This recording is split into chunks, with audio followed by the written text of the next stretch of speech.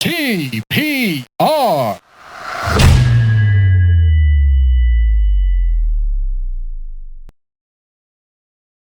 Hi everyone, welcome to another episode of DPR Pod. This episode is with Zain Ahmed of Rastah.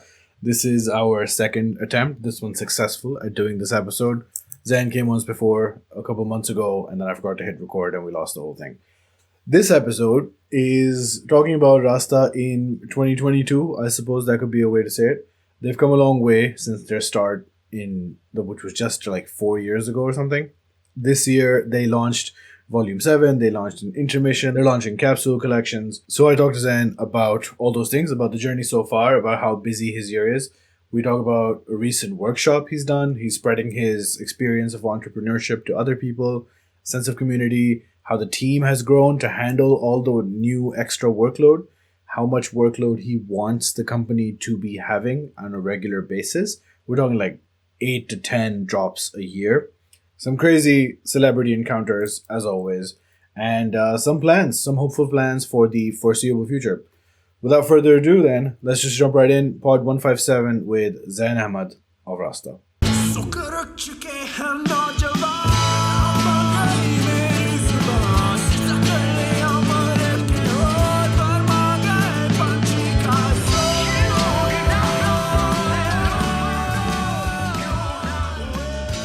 So first, I guess, congratulations, Mr. Forbes 30 under 30. मतलब Thank you, boss. knighthood. अभी show आपका अभी बस शुरू हो चुका है. Yeah, game on है. game on, चलो, है, game ठीक है, on. okay. है. Yeah. So how did that come about? यार, I was quite shocked myself. Dijink reached out to me and he was like, I'm going to nominate you for this thing. And then another person also reached out. They're like, we're going to nominate you. It was my cousin, but I didn't really make much of it. Yeah. I didn't think that, I would get in the list. And then I got an email, I think about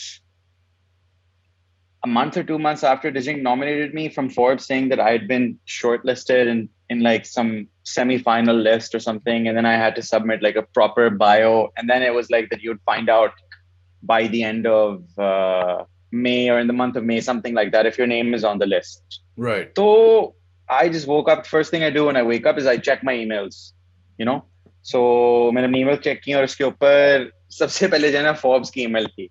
Right. So I was like, oh shit, this has happened. Yeah. This just happened. And I was quite, sort of surprised and taken aback, because it's one of those things that have sort of been on my like sort of like bucket list of achievements. It's been on that list. Yeah. But this, what the really strange thing is? This is what really hit me afterwards, is that a lot of these things don't matter. Right. Acha. Yeah. Okay. The feeling of happiness is very fleeting. Right. Yeah. And so I was happy and I'm like, acha ab kya? Huh. And it just sort of goes back to what I say to a lot of people. If I do these workshops as well, I always say that, you need to have a bigger reason behind, what you're doing.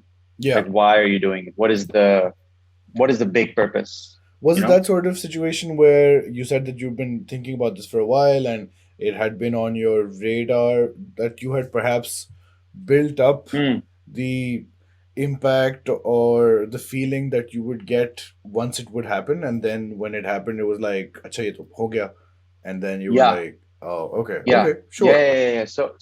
Yeah. So I was just sort of sitting with that feeling, and I was like, a person's life, that really hit me. And I have aspirations for this watch, that car, that house, and really hit me that those cannot be goals. Yeah. They can be byproducts of your goals. Because Okay. if they are your goals, then you're going to be in a position where you will end up, I think, very unhappy. And it just sort of hit me really hard. I was like, okay, these things cannot be what sort of define success for myself. Maybe for, the outside world, they might look at that as success. and it's there's no shame in celebrating something like this, but really sort of honing into why you're doing something. That's very important, I think. Hmm. Two questions then. Is this the first time that you have thought of this sort of idea? Is this the first Hmm. time you've been faced with this sort of conundrum? Ke, I thought this would be a great feeling of success, and then you soon after realize it's not going to be like that. And then, yes or no, jo bhi hai. And then also, then next question would be, do you know what success looks like or should look like? Yeah, to answer the first question, it's definitely not the first time. It's probably Okay. the biggest feeling. Okay. I've had these, doses of, what one would describe as binary moments of success, Sure. which, from a very rational lens, you would say, oh, wow, this is fucking amazing. You should like celebrate and shit. And it's a very fleeting sense of happiness. So yeah, I'm trying to just sort of, grasp that and just learn from that. How I would define success is something that I'm still in the process of doing. Okay. Okay. The sort of short answer that I can give you is the process of what you're doing, the why behind it, and the impact that it sort of creates around the people in your life.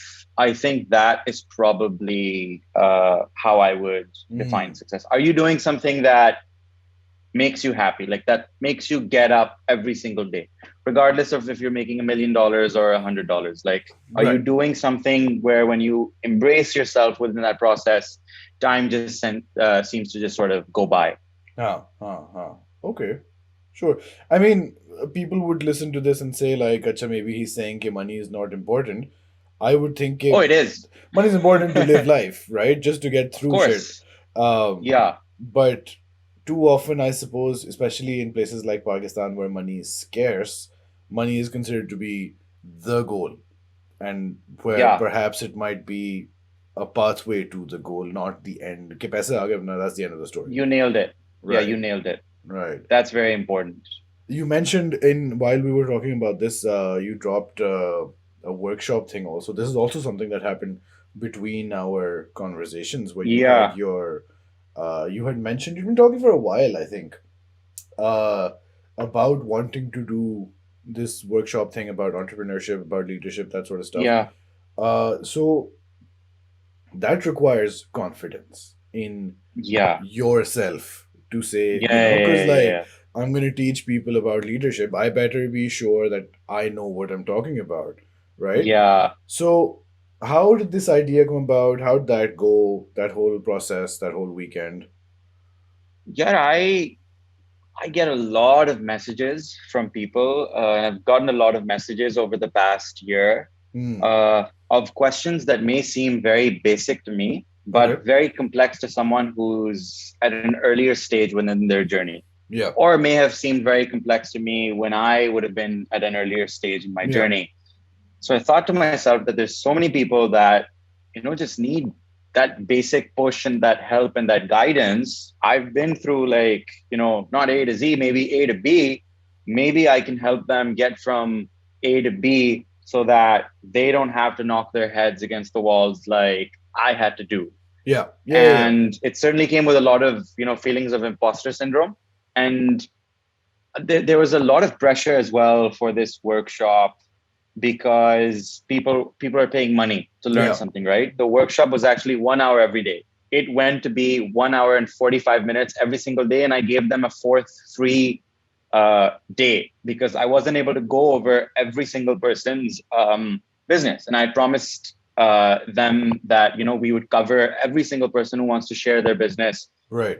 during this workshop. So Right. I just felt very guilty that we had sort of wrapped up the third day and 5 to 6 people were left. So I messaged in the WhatsApp group chat and I was like, hey guys, we're going to do a fourth day completely free. Those of you who want to join. I'm going to share the recording with you guys regardless. But उससे जो मुझे एक चीज realize हुई थी ना, वो ये थी कि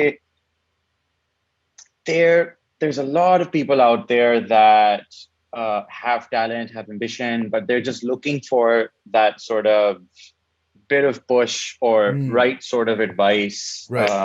in terms of what to do. But there were moments in that workshop where I didn't have an answer to some questions. Sure. Sure. And I had to be honest with my students that, listen, this is something I can't answer for you. And I apologize, but it's out of the scope of my expertise. It's out of the scope of my experience as well. So yeah, it was a learning experience. It was nice. Would I do Yeah. it again?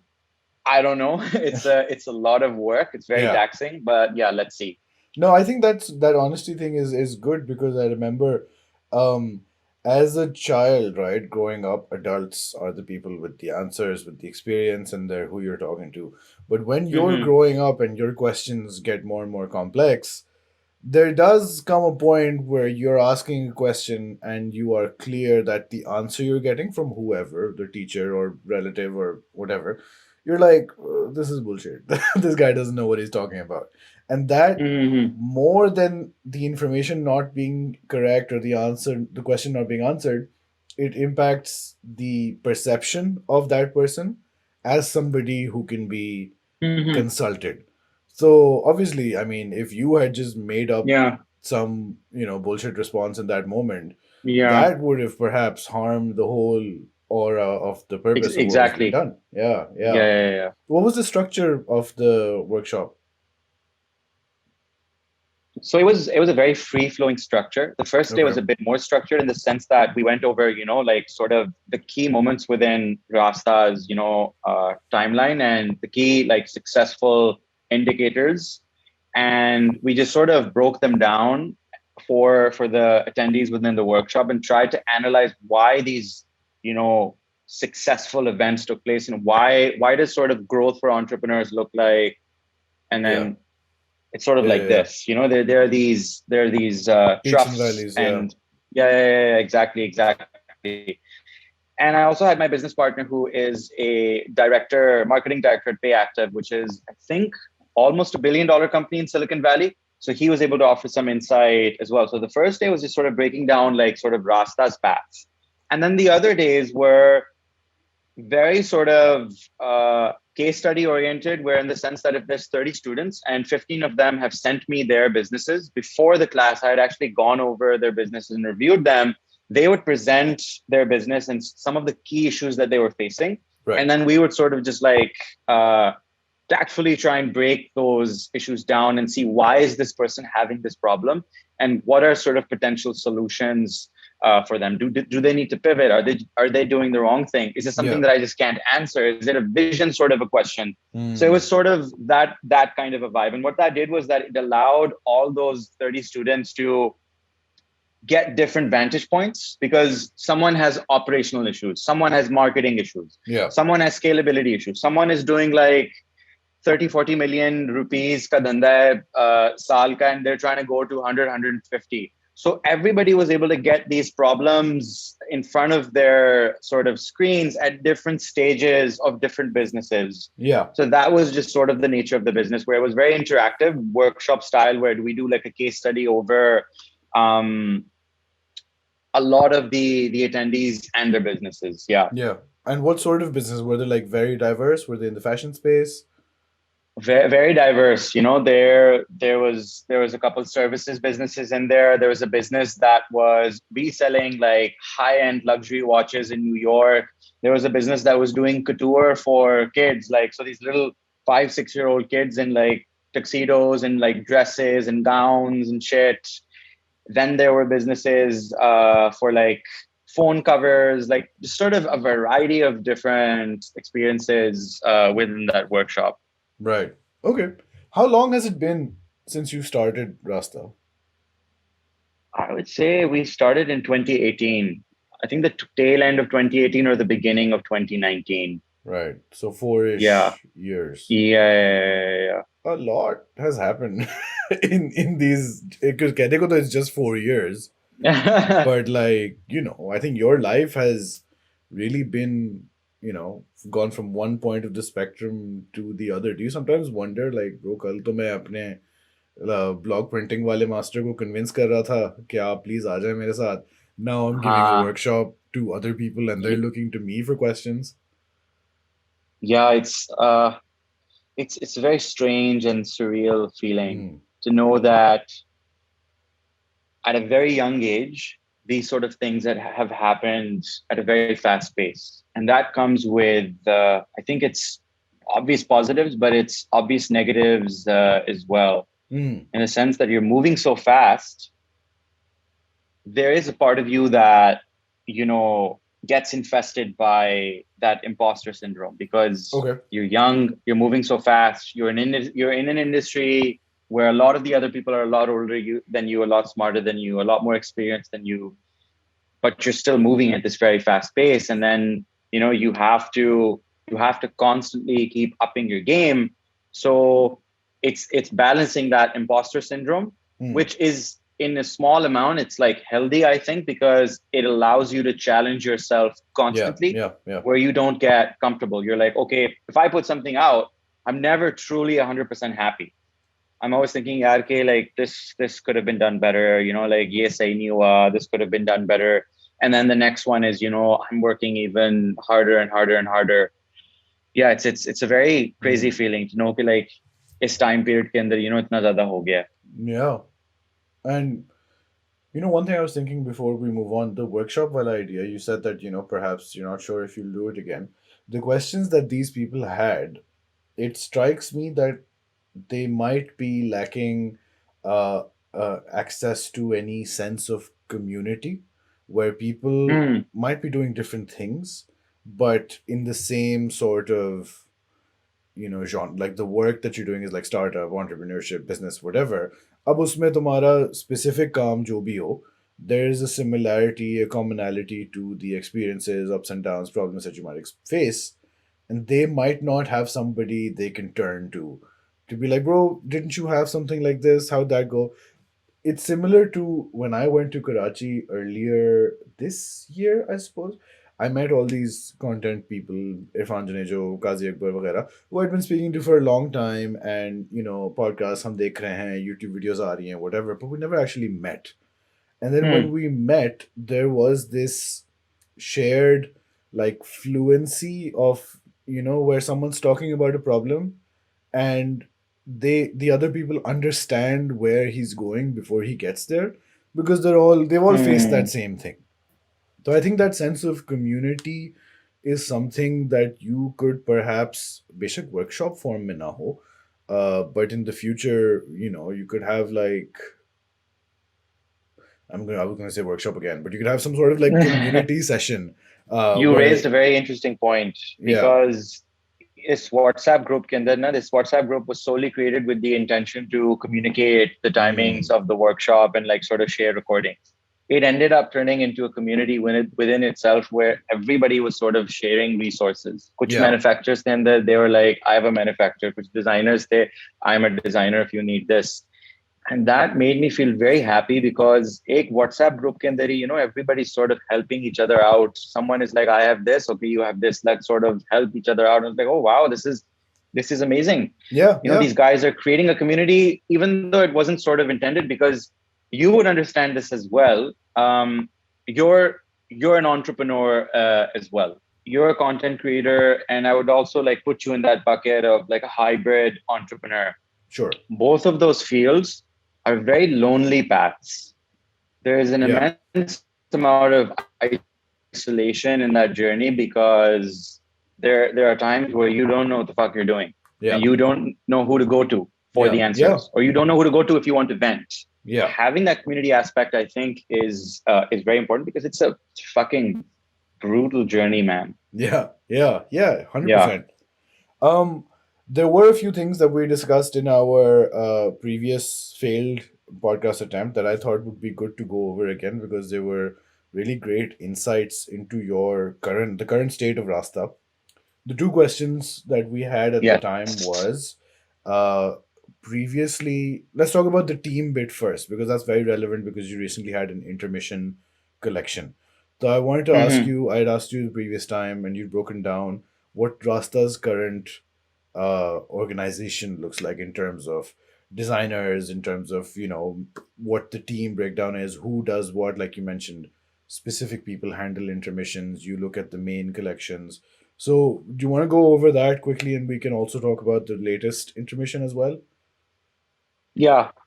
Over the past year, I realized that my role within the business needs to be like a coach Mm. slash manager, where I'm able to assemble a team that is able to execute upon a vision that has been set out for themselves. Because to scale the business, I cannot have my, feet everywhere. It's Right. just not going to be productive for the business. So we started to create a team and started to sort of delegate tasks, in the sense that a capsule is being sort of led on by our lead graphic designer. Then the intermission is led by our lead designer, I would say, or another word that people like to use is like a design director. Sure. So everything has sort of become segmented, where the overarching vision is sort of set out by me. Because previously ye tha ki I was sort of involved in every single collection. Yeah. But Yeah. now I've realized that I can't do that, because if I want to do 1,000 things, I can't be involved in 1,000 things. So now what I've done is that I've created segmented teams where I just focus mainly on the volumes, but then on the other things, I focus on the operational business side of things, and then set out like that creative director's note or that vision statement for them to work off of. And then the team just sort of manages that. And what I think is that when you are building a team, especially in fashion, you need to give them a sense of ownership and creative control to be able to go out there and execute Yeah. on their goals. And we're Yeah. starting to build that team now. We have a fantastic operating manager. We have a fantastic lead graphic designer. We have a fantastic design director. And everybody just sort of works in unison in these segmented ways. And now we're more efficient, we're more operationally sound. We're able to put out more collections. I don't know if you've seen this with Rasta, but we're coming out with more things Oh yeah, now. yeah, for sure. Yeah. And that's happening because of this, because of the Mm. fact that everybody now feels a sense of responsibility in the business. ऐसे नहीं है कि like designer or graphic designer बैठे हुए हैं कि यार हम तो इधर bitch work करने आए हैं, they feel like they're actually part of the structure within the business, where a lot of leadership decisions are now being taken by these individuals as well, because you have to have that if you want to scale and grow a business. Yeah. Yeah. I think the last time we spoke, that was perhaps soon after Volume 7. And since then, it hasn't been very long, but we had your 90s capsule collection, and we've also had your Rasta Essentials thing already, like Yeah, in a yeah, very yeah, short yeah. period of time. So yeah, Yeah. definitely. And now we have intermission in July. We have Yeah. another essentials in August. We have a Yeah. volume in September. Then we have a capsule in October. And then we have something else in November, and then intermission in December. And I think this wouldn't be possible if it was just Zen doing everything. No, absolutely not. No. Yeah, shit. Okay. Yeah. And ऐसे ही होता है, like in the big fashion houses, Tom Ford Hmm. worked at Gucci, then he went and made Tom Ford, but Gucci had to hire Tom Ford to do their stuff, right? They couldn't, if they Yeah. were just like, bro, हम ही खुद ही करते रहेंगे, then people would Hmm. still be getting murdered. But acha, where the essentials thing come from? Yeah. The essentials thing came from a random survey that we did through email marketing. We sent out an email survey and we asked our customers some basic questions. Yeah. And the most sort of common response amongst those customers was, we want more releases. Right. We want more drops. Right. And then when they gave their additional feedback, they were like, we want more sort of basic things that we can wear on the daily. Yeah. Yeah. We're not going to fucking dress to the nines every single day in a Yeah. loud ass fuck Rasta hoodie or a jacket. We need some essentials as well. So I was just sort of thinking to myself, how do I do the essentials without sort of making it into like a mass produced sort Right. of a Of thing? course. Of course. My team wanted to release essentials and have them be evergreen. Evergreen ka matlab ye hai ki like wo products website pe and they never sell out. But I was Right. like, that is against Rasta's ethos. If we put out an essentials, we cannot have that evergreen. We need to make a very small number of pieces. And then if we do an essentials again, we need to do something different every essentials we do. Yeah. Either Yeah. with the colors, with the washes, with the fits, with the font of the logo, the placement, something, everything needs to be different and everything needs to be treated like a collectible. So yeah, and we were very surprised that the essentials managed to sell out that fast. Like it was, I think almost the whole thing sold out in under 4 hours or something. Some fringe pieces were I was left watching for your the next stories. 12 hours or something. Yeah. Yeah, so it was sort of a pleasant surprise. So We'd there probably be is, doing more of those. which is a great idea, because it leads into the other discussion that we had about price points, where Rasta is by design on purpose at a higher price point than what would be considered easily attainable. Okay? And there is Yeah, yeah, a yeah, idea behind it, and there is a purpose, and it's not just a cash grab. Okay? yeah, But if you are able, then this essentials idea, this is a much lower price point than your usual fare. yeah. So then there is that risk of diluting the brand if you're doing those evergreen, always available collections. But if you, Exactly. yeah, but if you manage to do the same, like on a much more basic level, but if you're putting in the same level of dedication, thought, you know, perspective into even the essentials and keeping them limited, Hmm.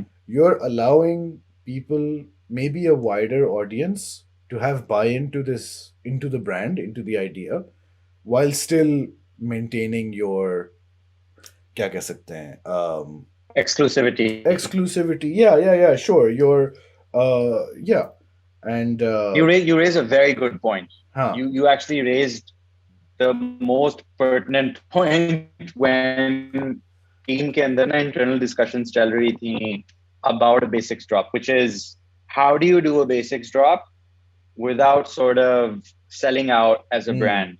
There's sort of three fundamental ways to do that. A, those basics need to be treated with respect in the sense that they need to be limited edition. They cannot just be sort of ke, jab marzi lo, jab marzi kharido, yeah, need to be limited edition.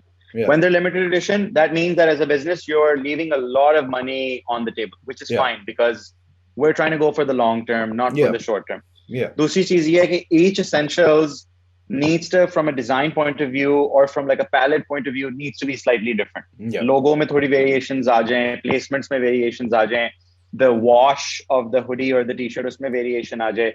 तीसरी चीज ये है कि that the essentials for a brand like us, it's very important that we still price our essentials within that sort of locally. So we would consider our essentials to be in that high price range, but huh, internationally, actually, Rasta is at a very contemporary middle market yeah, price yeah, range. So that's very important कि like हम अगर essentials भी कर रहे हैं तो हम 1500 या 2000 रुपए की टी शर्ट ना बेचें, क्योंकि उसमें एक चीज ये है कि एक तो हमें हमारी क्वालिटी कम हो जाएगी. अगर 2000 रुपए की आपने टी शर्ट बेचनी है, you essentially have to make it for like 700-800 rupees or something to yeah, cover your yeah, operating costs and everything. So these are the sort of considerations that we were sort of thinking about कि यार अगर हम essentials निकाल रहे हैं उसकी price इस तरह की हो कि where it's like it's attainable but it's still high up there. For yeah, example, a lot of these t-shirts in Pakistan, their price was around 8500 rupees, which is quite high.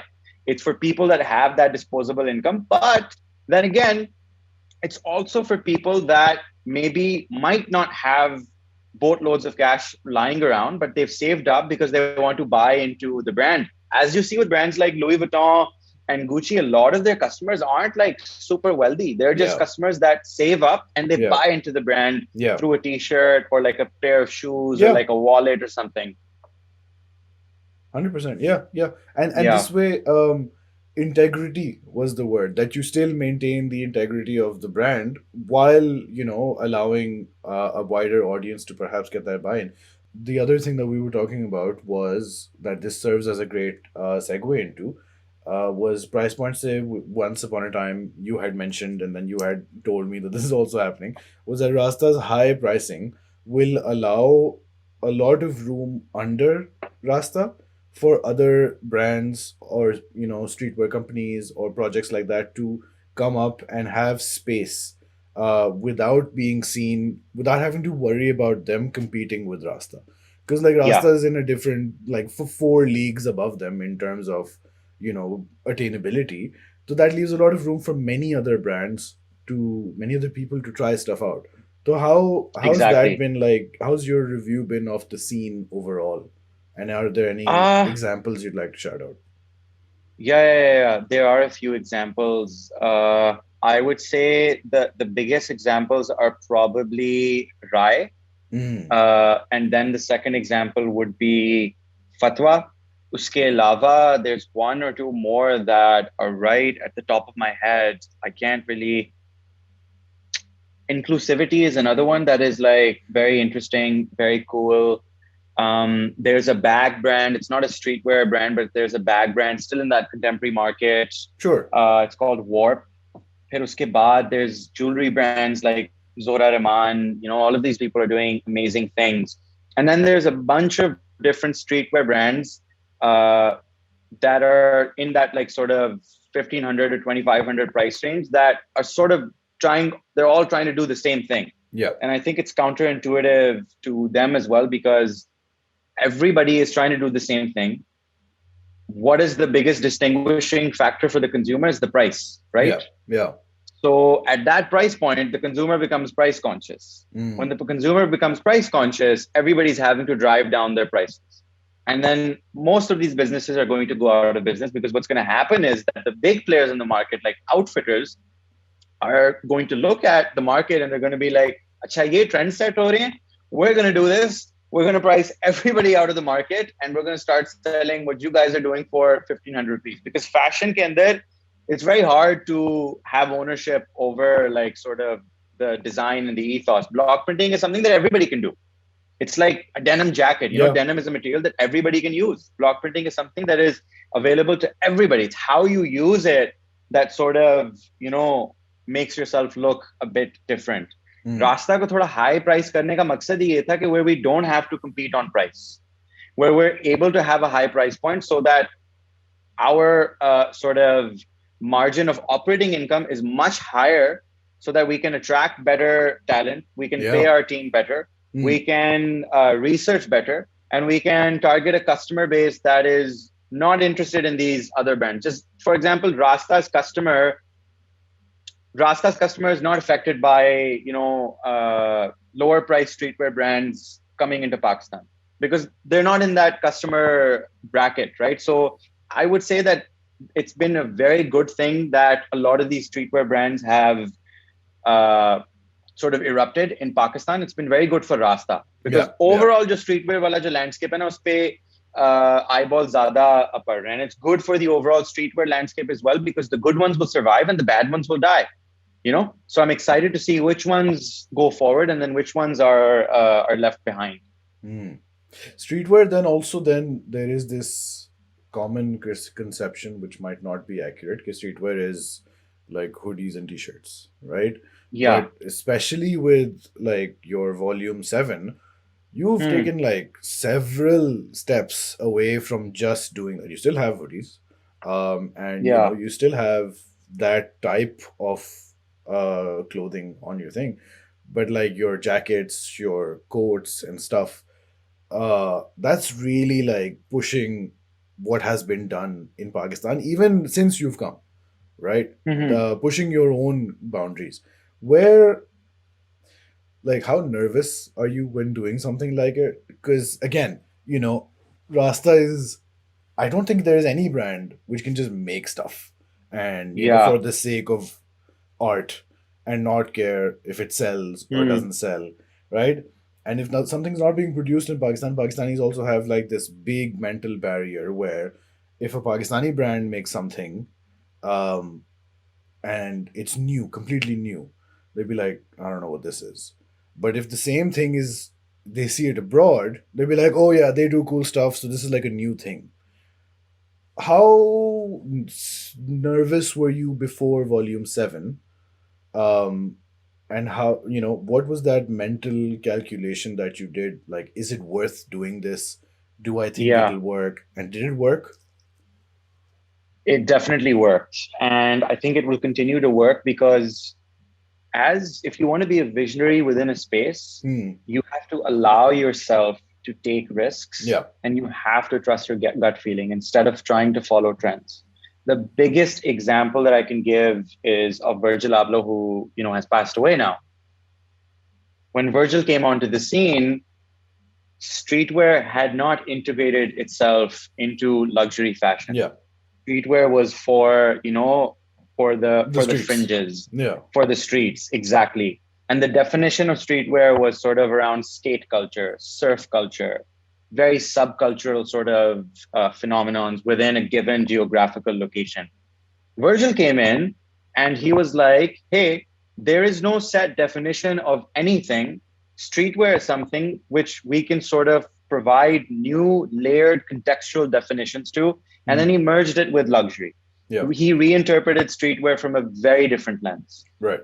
And I still think that the definition of streetwear is going to continue to change. Sure. We could be in a place 10 years from now where streetwear is not about oversize.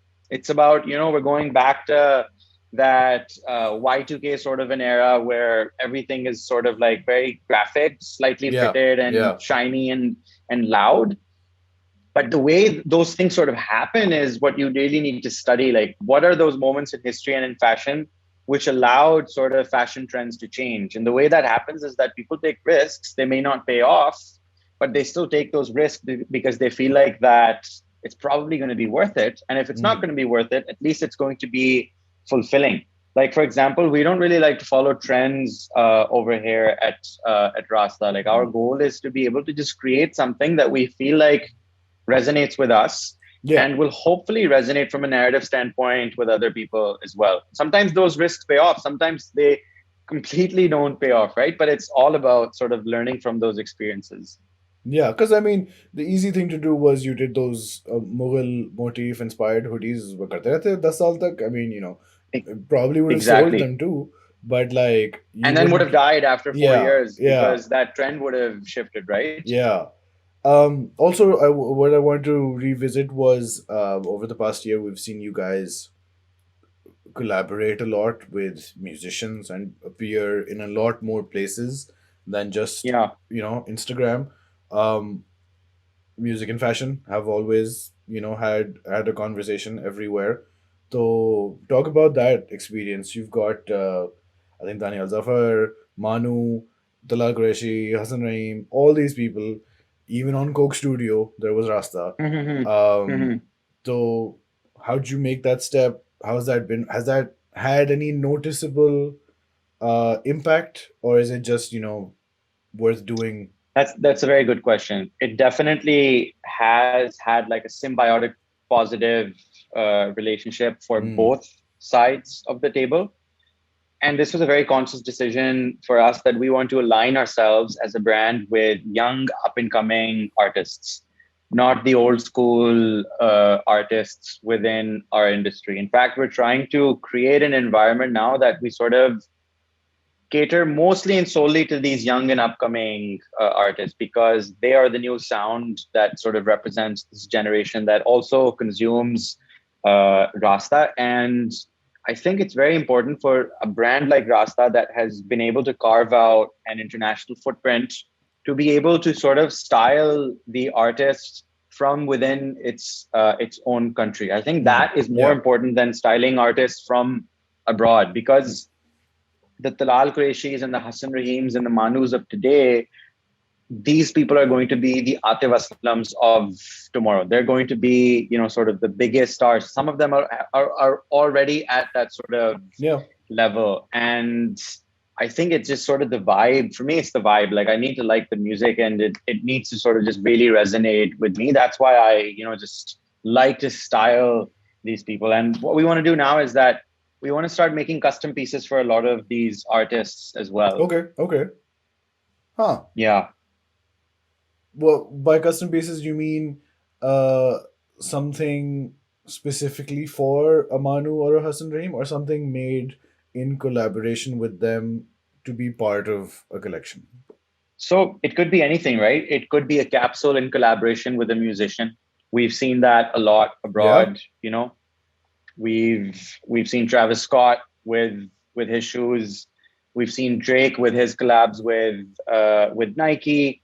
I think that is something that definitely needs to happen in Pakistan as well. Yeah. That and also creating one-off pieces for the artists so that they know that there's a brand over here that is willing to cater to our style and create pieces that sort of match our aesthetic and match their aesthetic as well. It's something that's very common abroad, Yeah. Yeah. especially in European houses where Louis Vuitton or Gucci are going to make custom pieces for the artists that they have good relationships with. Yeah, even in the watch world, like Jay-Z, Pharrell, etc., they all have custom-made watches for them, Richard Yeah, Mille specifically. exactly. Acha, another thing then I saw recently was Zen on Instagram wearing a Rasta kurta. And I was like, all right, now, ye kya ho raha hai? And then Rizwan tweeted about it. It was उसने भी देखा होगा Instagram and he tweeted about it like he saw it in a dream. He's like, यार, I can't find it. So I don't know if this actually happened या मुझे ख्वाब में आया था. What is how I don't know if you can say a lot about it, but what's happening there? Yeah. Yeah, I've always looked at the traditional shalwar kameez as ek to the shalwar kameez is also the what we see today of the shalwar kameez is like a hybrid silhouette that's been inspired by British colonial rule and other sort of geographical and historical Sure. effects what we see today. But I wanted to sort of give that a different spin because I don't know if you know this, but some of the biggest European designers are going to put out similar silhouettes onto the runway and call it like a long shirt and pants. Bro, it's happening here in Ireland. Like you see people in kameezes, but it's a long shirt. Where it's like, it's clearly inspired by this part of the world, but it's like we don't get the credit and we're not able to tell our own stories. So I wanted to be like, can we sort of look at the traditional shalwar kameez from a Rasta lens, from a global lens, and just sort of analyze what that could potentially look like. Traditionally, what you'd see in Pakistan is a dude wearing a very slim fit kurta pajama, which is almost see-through, where you can see his nipples. So I was like, how can we give this like a touch where a dude from Ireland or a dude from New York or a girl from LA could wear it as well, along with people in Pakistan. So we tried to like really reinterpret that silhouette. We blew it out a bit, played around with the shoulders, the cuffs, the collar, the lengths, different aspects of the trousers, gave a little hem at the bottom, blew out the trousers as well. So like looking at like that shalwar kameez from a streetwear lens, because I don't know if you know this, but Pakistan can the streetwear is sardiyon at least it's like a shalwar kameez, upar it's that dad vest, wo ek check wala sweater hota hai. So trying to look at these things from a different lens and see if Rastah can sort of do it from their own vantage point.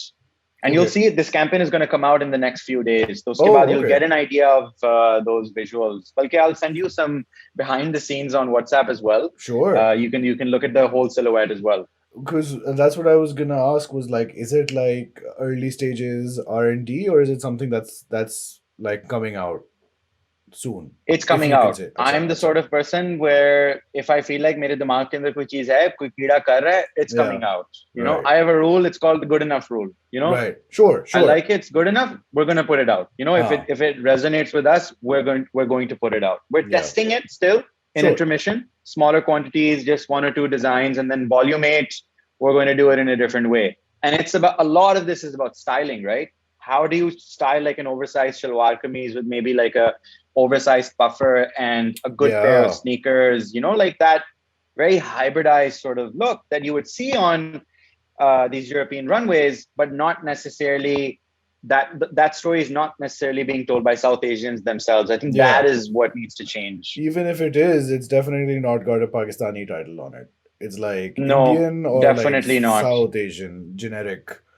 Yeah, South Asian bhi credit nahi dete yaar. Like they'll go as far as they'll call it a tunic, which is understandable because a lot of the traditional dresses from Pakistan are inspired by people that moved here so many years ago. So I get that, but I think it's time for us to be able to tell our own stories and lay a mark on that international market as well.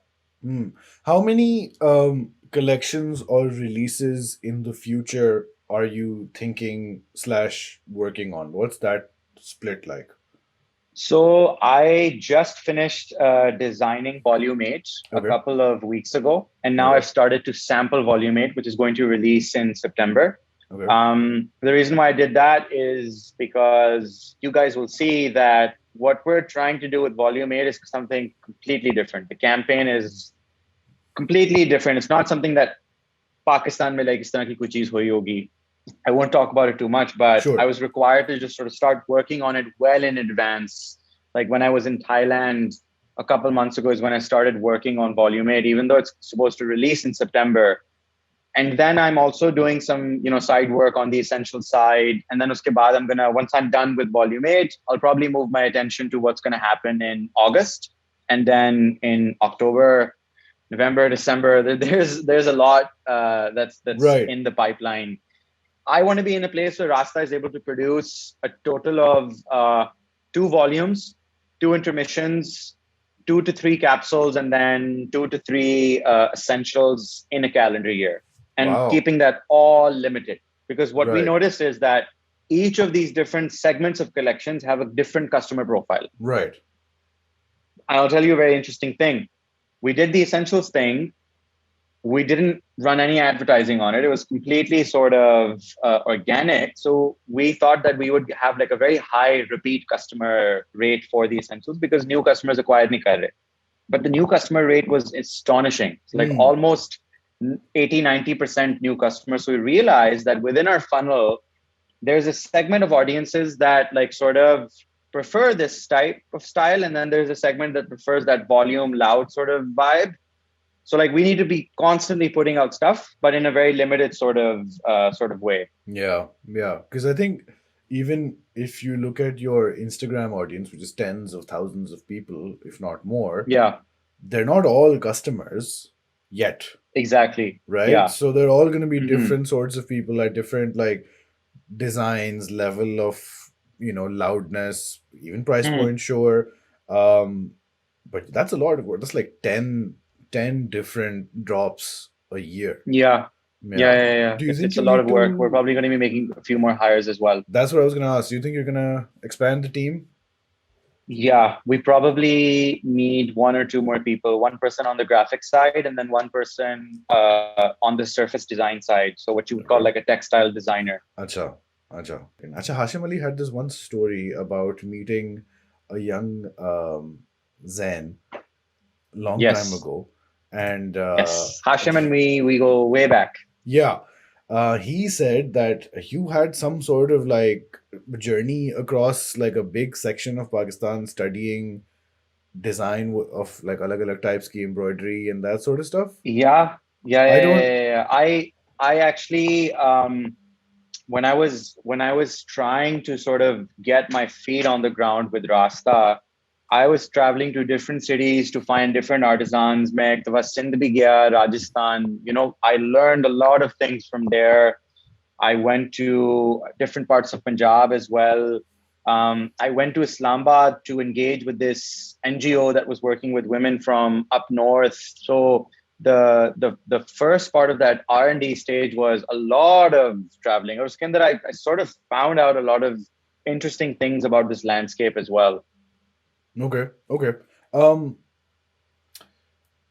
do you think you'll call out some of those design, or is that like just a past wala hissa? Because like it's been done, those inspirations have been used up, or do you think Yeah, you will? Because I feel like you're getting more into spreading, deepening your roots in Pakistan while still being, international facing, all of that stuff happening. yeah, But especially, I think, with your expansion into the musician relationships and then picking up, Pishli Wali campaign with, especially with Iman Suleiman was very striking. And that now, the Shalwar Kameez idea, it feels like you're pushing your roots further into Pakistani culture and the scene as well, pretty consciously. Or I don't know yeah. if it's conscious or not, but it's something that you feel like Very you want to do. conscious. Acha. So, Yeah. where do you know where that's coming from, or is it just something that you felt over time? It's coming from the data. Acha. The data is telling us that our repeat customer rate and our customer acquisition rate in Pakistan is growing much faster than any other country. Right. Right. 8 to 9 out of 10 customers in Pakistan that buy end up buying again. Right. Okay. And that customer acquisition is also, it's much cheaper to advertise in the United States. It's 15 to 20 times more expensive than it is in Pakistan. And I think I spoke about this maybe in your podcast, or it was Dijing's podcast a couple of years ago, where people are not really warmed up to the idea of spending so much on streetwear locally, but they're okay with spending that amount of money on Eastern wear. And I think that's changing now, Right.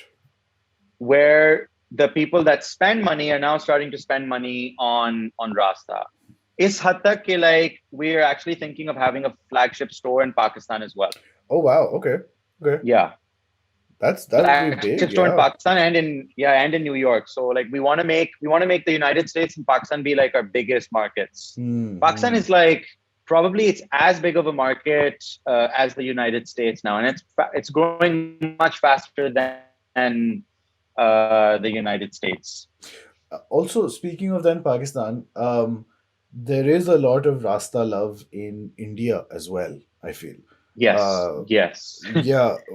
Has Is there like any situation where is it hard? I'm assuming you're producing all in Pakistan, so then that means it's like half a nightmare to get things to anybody in India, like Dubai bhejo, wo wahan se le, or it's routed through there or something. Um, Yeah, what's your India relationship, that demand? What does that look like? Anil Kapoor के बेटे ने पहन लिया, like हमारा तो mind explode हो गया ना, like what is happening? I don't know if you saw, I woke up the other day to Anil Kapoor wearing a jacket in his new movie. I tweeted about it as well. I'll send you that picture. I just woke up and Yeah. somebody had tagged Anil Kapoor. They were at the theater. उन्होंने रास्ता को tag किया था, like screen पे Anil Kapoor ने jacket पहनी और वो what's the actor's name? Varun? Yeah, What's Varun. Yeah, Varun Dhawan. yeah, हाँ उसके साथ वो घूम रहा है scene के अंदर. I'm just like, wait, what? How did he get this jacket? I gave it to Wow. Harsh Yeah. 3 years ago. Yeah. इसको किस तरह मिल गई? So फिर I messaged Harsh and he was like, your boy comes through, and I was like, अच्छा ठीक है. So it was surreal to see Anil wearing that jacket. I don't have good quality content of that yet because of the fact that the movie is just released in theaters. Sure. But India में बहुत बड़ी market है. And we get queries from India, कि यार we want to order and how do we order? And we advise them to not order because if they order, they're going to have to pay 3 to 400% in duties, custom duties. क्योंकि जब Right. Pakistan से कोई चीज जाती है तो उसकी 300-400% duty होती है. Wow. It's a sad reality. I would love to do like editorial work with Indian artists and creatives, but serving that market is a bit tricky right now. Yeah. I mean, जंगें हो चुकी हैं हमारी, तो I guess this is not not an urgent priority, but it would be great because there seems to be like her level पे ना, there seems to be in terms of culture and art and content and इस तरह की सारी चीजें, there seems to be a big interest in India for Pakistani stuff. You know, like Coke Studio Yeah. पे पागल हो गए सब, just as much Mhm. as in Pakistan, perhaps more, because on the day to day their perception of Pakistan is like some insane apocalyptic hellhole, which is जो आपने news Mhm. में देख लिया, जो आपने politicians से सुन लिया, या whatever. Yeah. But you know, the internet is breaking through and they're seeing Pakistani creators, Pakistani musicians, Pakistani fashion, and Mhm. you know, because we have some Indian connections and on YouTube as well, it comes across very obviously that they are quite interested in at least learning more about Pakistani Oh, stuff. yes. A big chunk of these celebrities that we've engaged with in Bollywood are very fond of Pakistan because a Yeah. big chunk of their audience is in Pakistan. Yeah, Some of them yeah. actually have bigger audiences in Pakistan than they have in India. Mm. So, you know, like the creators over there and जो आपकी general public है, दोनों sides पे, they really like each other. I think it's the media and it's the government that's just sort of Yeah. engaged in this toxicity, and I don't know how long it's going to last, but time will Yeah. tell. Yeah. Acha, celebrity se then my last segue. Mhm. You had an amazing, obviously, I didn't make it happen पिछली दफा, but there was the amazing Riz Ahmed incident, which I Mhm. was so excited about. कि पिछली episode Yeah. के तो start में वो पूरा discuss कर लिया हमने. But if you Yeah. don't mind, would we go through that Riz Ahmed situation and how Zain ends up in LA, I think around the Oscars, and then पता नहीं क्या हो गया, Will Smith हो गया, Riz Ahmed wins an Oscar, all of that craziness. Do you mind going through that once more for Yeah. the audience? Yeah. So we released a collection on Sunday. We DM'd Riz a picture of a jacket that we wanted to give him, and he was like, "If you can get this to me by Wednesday, then I can, you know, pack it up in my things before I go off to the UK or something, and I can wear it to some events. I called up DHL and I was like, भाई parcel भेजूंगा तो बुध वाले दिन तक पहुंच जाएगा. ये पीर की बात है सुबह Yeah. around 10 बजे. They're like, नहीं भाई बुध वाले दिन तो नहीं पहुंच सकता, अगले अगले पीर पहुंच जाएगा. And I was like, that's not good enough. So my business partner, he calls me up. I've gone back to bed and I wake up, it's around 11, 11:30 or 12 maybe. I might be wrong. But he's like, Zain, hear me out. What if we flew out to LA to hand deliver Riz this jacket? Yeah. And in that moment, I was like, bro, have you lost your fucking mind? We just released a collection. We have so much work to do. Like we have orders we got to fulfill operationally, like we need to take care of a few things. It's not going to be worth it. Like hum jayenge usko like pata nahi milta bhi hai Riz ki nahi jacket kisna denge. Yeah. And then he's like, like you have to take these risks. And I was sort of like, man, like Zain, like keep telling myself that you have to take these risks. Here I am not taking this risk.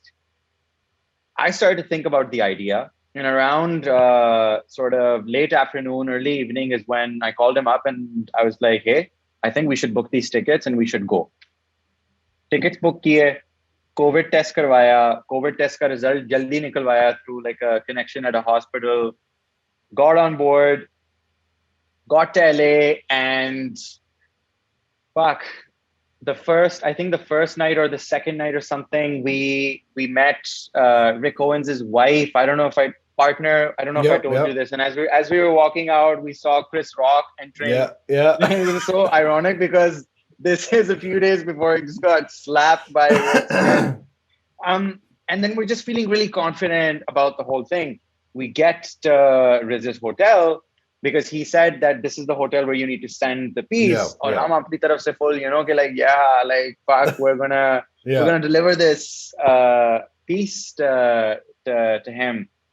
And we get to the hotel, go to the reception. We're like, all right, we're here to give this piece to Riz Ahmed. Can you please deliver it to him?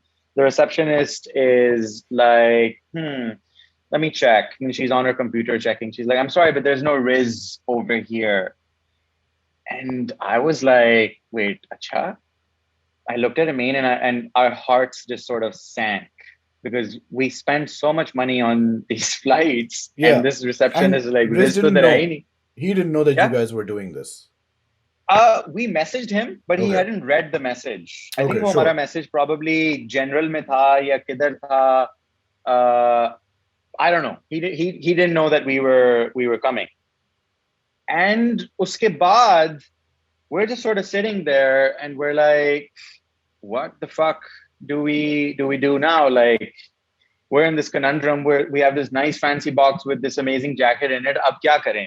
So I called up a friend of mine, a mutual friend of Riz's, and I was like, hey, I need you to message Riz and sort of just help me out over here. He messages Riz and he gets back to me saying, all right, Riz is going to meet you guys tomorrow at 9:30 a.m., something like that. And we're like, fuck, pehle to humne sirf jacket deni thi, ab we're going to actually meet him. Yeah. We get to the hotel early morning. We're sitting in the cafe and Riz pulls up and he's like, what's up, guys? Like, full of a British accent. And we're like, yeah, very nice to meet you. And he's like, so what are you guys doing in LA? And then we're like, yeah, we flew out here to give you this. And he's like, shut up. You nutters. You nutters.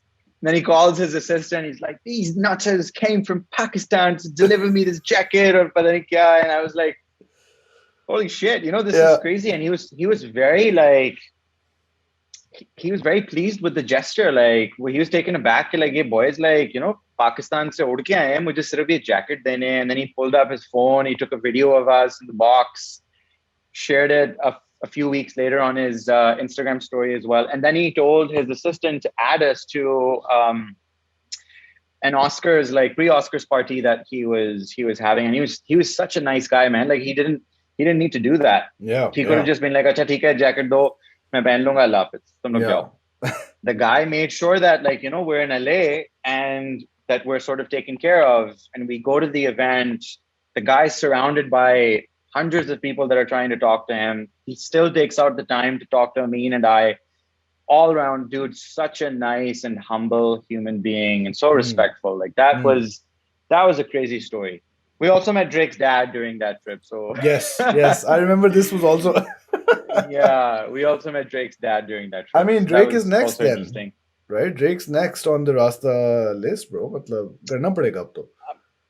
Dude, if it happens, I will probably be dancing around naked Yeah, if yeah. that happens.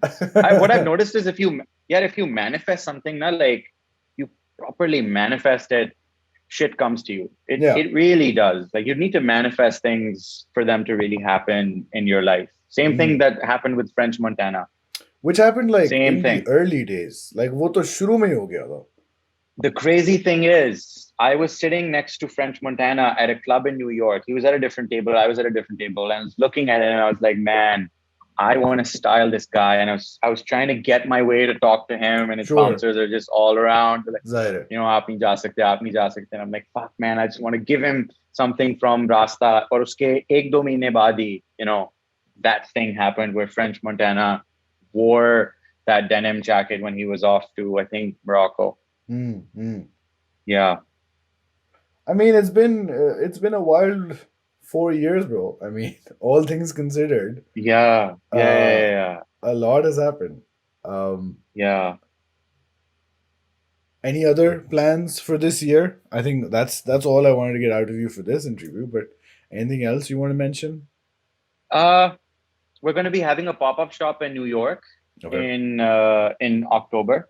Okay. Uske alawa, 2024, we actually are now trying to assemble ourselves to show at either New York or London or Paris Fashion Week.